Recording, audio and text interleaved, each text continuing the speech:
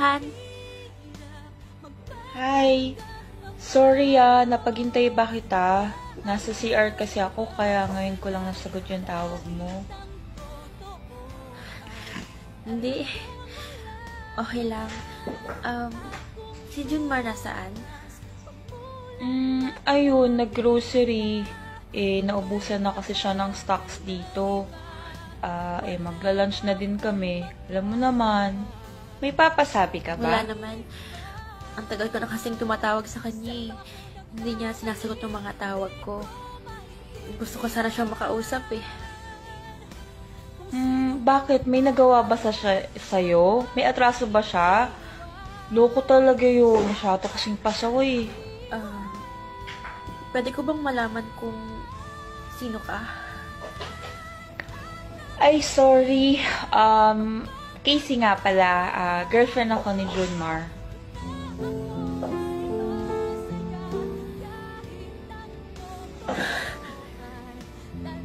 Talaga? Kailan pa? 6 months na kami. Ikaw, sino ka? Rachel. I'm Rachel. Ikaw yung cousin niya. Lagi ka nga niyang kinikwento sa akin eh. Alam mo, gusto ko yung ugali mo. Sana makapag-bonding din tayo.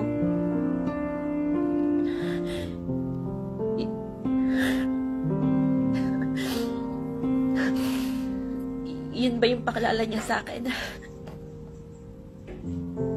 Uy, bakit ka umiiyak? May Wala. problema ba? Okay lang ako. Pwede ba pakisabi kay Junmar na mag-iingat siya lagi? Pwede bang alagaan mo siya para sa akin? What do you mean? Are you...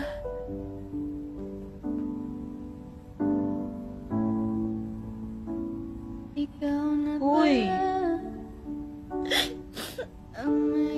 Girlfriend niya ako. For 8 years. But it's okay. Ngayon, nasagot na yung mga tanong ko kung bakit nagiging cold na siya sa akin. Kung bakit wala na siyang oras sa akin. Rachel, hindi ko alam. I'm sorry. You don't have to be sorry.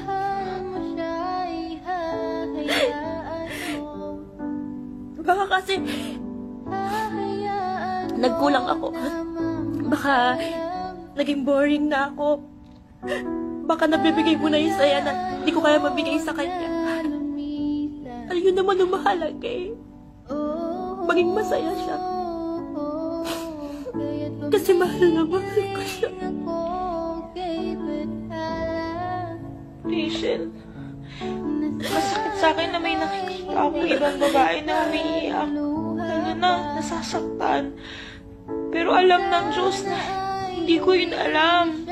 Pareho lang tayong biktima dito. Masakit sa akin malaman ngayon yung ginawa ni Junmar.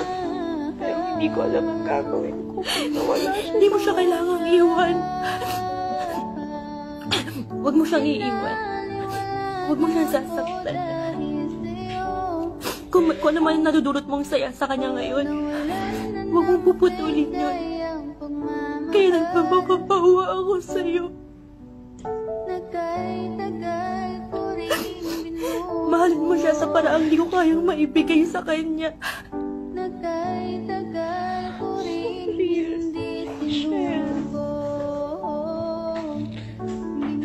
Thank you for understanding me. Thank you for understanding our situation. Siya na lang yung natitira sa akin at hindi ko alam kung anong mangyayari kung pati siya mawawala. Sorry. No. Thanks to you. Thanks for being there for him. Huwag mo na lang sabihin sa kanya na nag-usap tayo, ah. Basta yung pangako mo, ah. Oo, mahal mo. Hindi yan nag-aamusa sa umaga. Kape lang yan, okay na yan.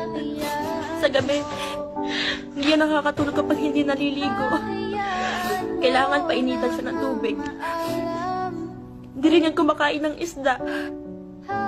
Oo, kasi takot siya sa tinig. Kaya mahal na mahal ko yun.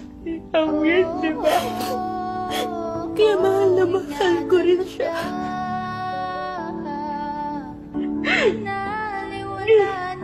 Sana mapatawad mo ako rin. Hindi mo kasalanan. At si Junmar, napatawad ko na rin siya. So,